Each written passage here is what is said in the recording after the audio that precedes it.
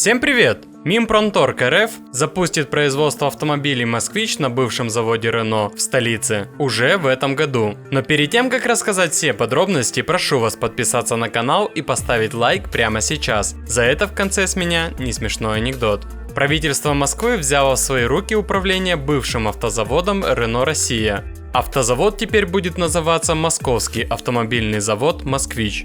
Вчера состоялось подписание соглашений о передаче российских активов Renault. Доля в АвтоВАЗе перешла в ГУП НАМИ, а завод Renault Россия к городу Москве.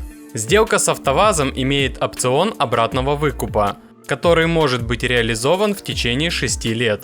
А вот завод Renault навсегда останется в собственности Москвы.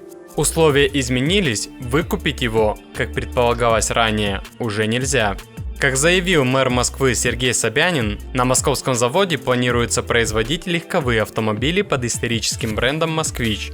Сначала с двигателями внутреннего сгорания, а в перспективе и электромобили. Власти рассчитывают на то, чтобы в первую очередь все компоненты были произведены в Российской Федерации. Понятно, что это не вопрос немедленного сегодняшнего дня. Но Москва обеспечит твердым заказом это предприятие, вместе с московскими компаниями такси и каршеринга, чтобы у завода было четкое понимание своих перспектив, какие автомобили им нужно выпускать, кто их потребитель, какие требования к этой машине. А теперь давайте обсудим самое главное. Какие автомобили могут начать выпускать на заводе «Москвич» в этом году? Всего есть 4 возможных варианта развития событий. Итак, первый вариант из разряда кухонно-гаражных разговоров. Речь идет о возрождении того самого 41-го «Москвича».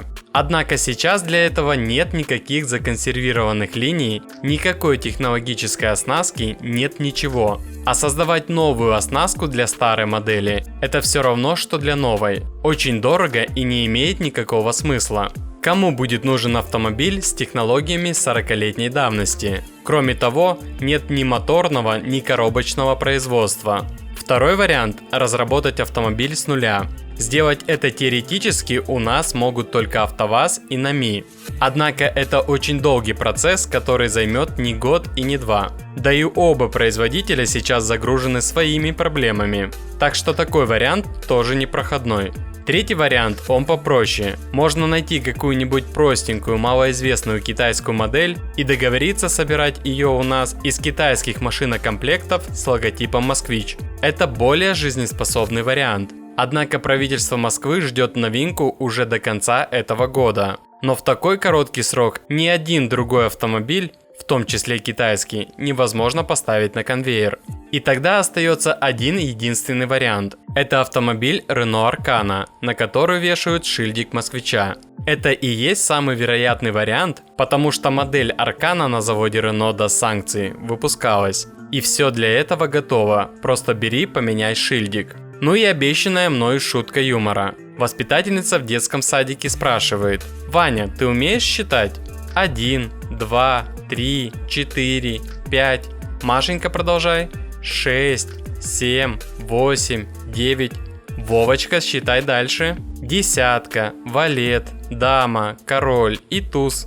А на этом все. Буду держать вас в курсе всех событий. Очень интересно узнать ваше мнение по этому поводу. Каким должен быть новый «Москвич»? Давайте пообщаемся и подискутируем. И не забудьте за мою работу поставить свой царский лайк, подписаться на канал и нажать на колокольчик. И самое главное, помните, все будет хорошо, я узнавал.